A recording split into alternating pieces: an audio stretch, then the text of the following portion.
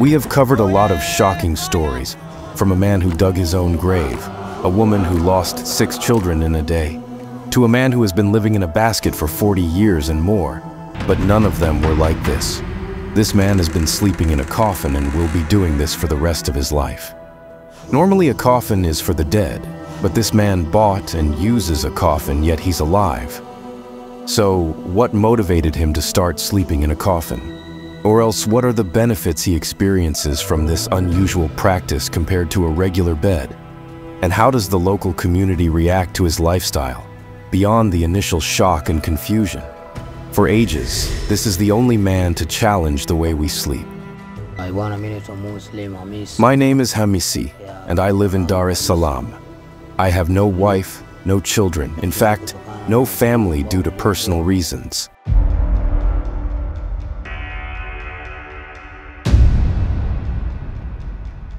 Hamiss believes he possesses extraordinary powers inherited from his parents, leading him to adhere to certain daily rituals and beliefs, but also makes sure that sleeping in a coffin has nothing to do with looking for riches, claiming that he was already rich with too many houses and other possessions before.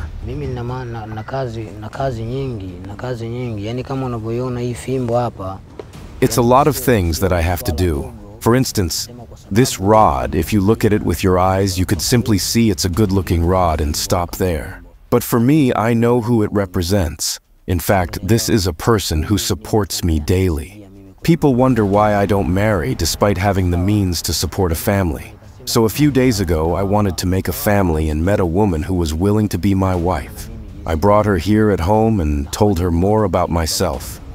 Everything was going well until I told her how I sleep in a coffin and how I'd need another coffin for her if we got married.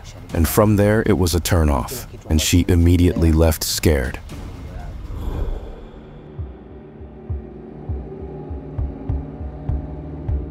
Hamiss believes that sleeping in a coffin offers protection, since the dead cannot be harmed.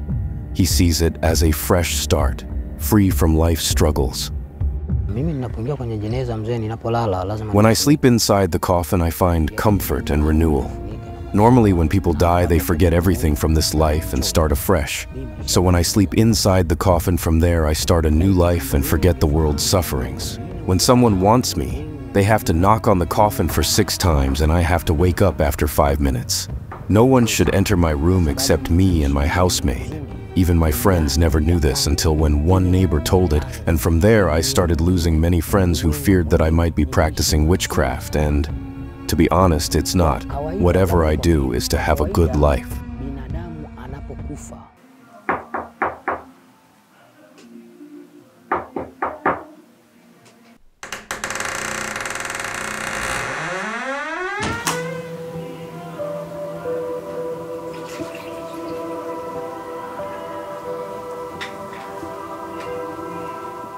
Among the advantages he mentions is that in case he dies tragically, it would be easier for him to be buried right away, as he keeps mentioning that death is inevitable, and burying him should not be a problem to anyone.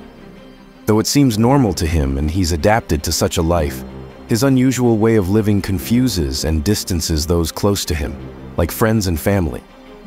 He usually keeps journalists out because he values his privacy. But if reporters ask for an interview, he needs to get permission first.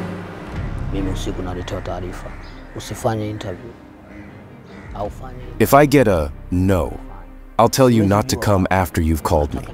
But if I get a yes from the elders, then I'll welcome you. I don't know why, but they make sure I'm not just showing off, so I always need their approval before doing anything. In my room, there's a bed, but I've never slept on it. Instead, I step over it to get into my coffin. I keep the bed so that my coffin isn't directly on the floor, which would suggest someone is dead, but I'm alive. Simply put, I sleep above the floor, like floating. Ever seen that? Nobody else can do it. And you'll notice my coffin is shaped like a plane.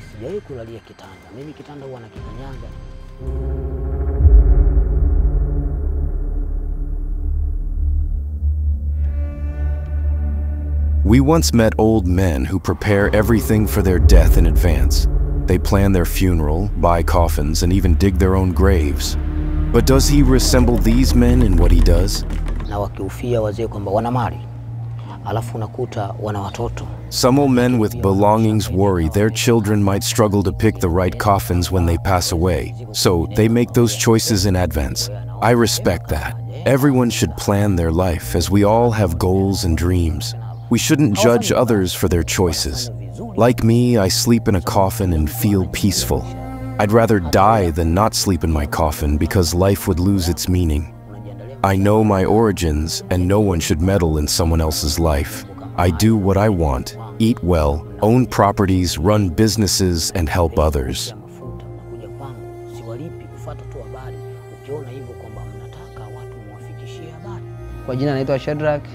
My name is Shardak.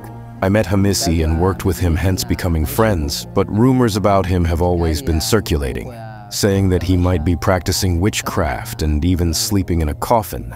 Many times I asked him, hoping to get clear answers, but he always diverted and avoided my questions and then changed topics. But I later found it out, and it's unbelievable to think that one sleeps in a coffin. And on the other hand, we have to respect his decisions, though I don't support him.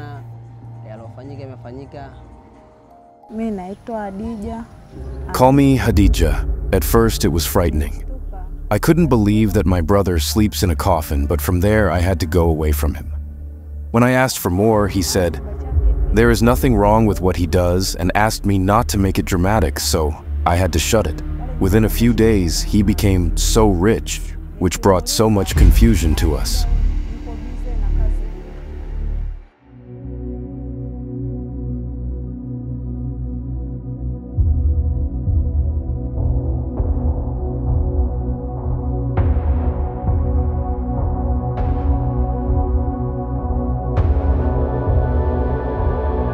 In this house, Hamiss lives with one person, his housemaid, who has to help him with cooking food and other home chores.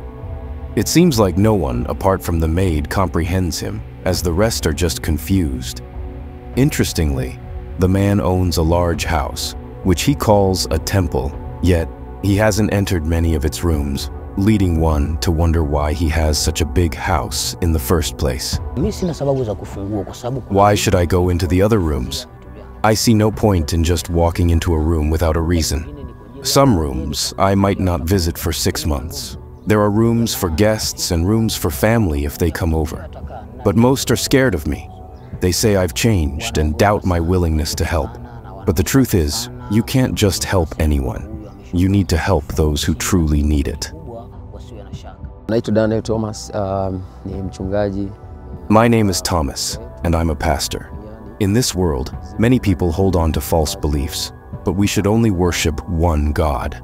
Some people look for quick ways to become rich, which usually leads to regret. They are often misled by evil spirits and start following them. I was surprised to learn about a man who believes sleeping in a coffin will give him a good life. He works like everyone else during the day, but at night, he follows certain rituals. As a pastor, I wonder why someone would choose this path when we traditionally sleep in beds and wake up in the morning thanks to God.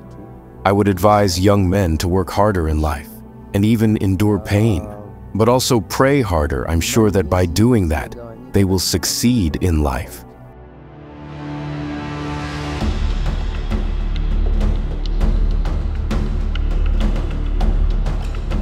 Many people in this neighborhood are terrified by him, but he assures them, saying he's just a normal person.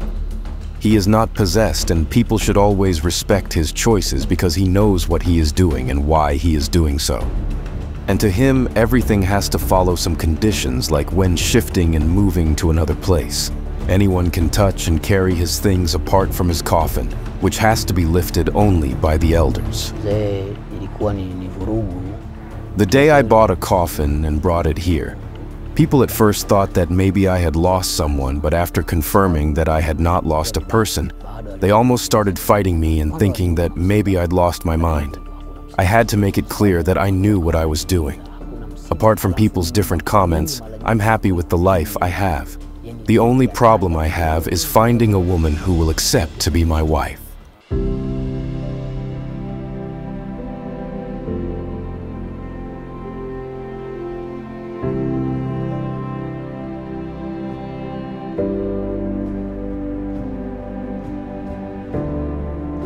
Hamiss concludes by saying his coffin is used when healing people, and so far he has healed plenty of those who come to him. All he does is let them sleep inside and wake up the next morning without any issues.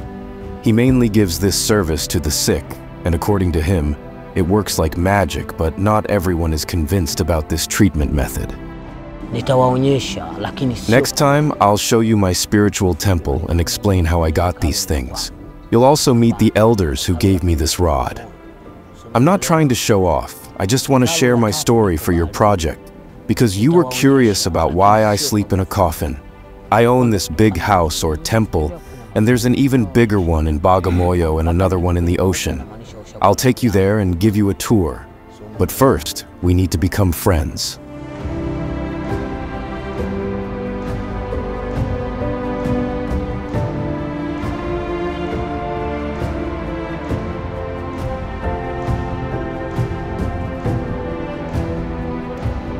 Life is full of mysteries, reminding us to keep exploring and understanding. Hamiss's story is just one example of the world's endless wonders. As Albert Einstein once said, the most beautiful thing we can experience is the mysterious. Thank you for watching. I am Jordan Sullivan, and this is Afrimax English. Remember to subscribe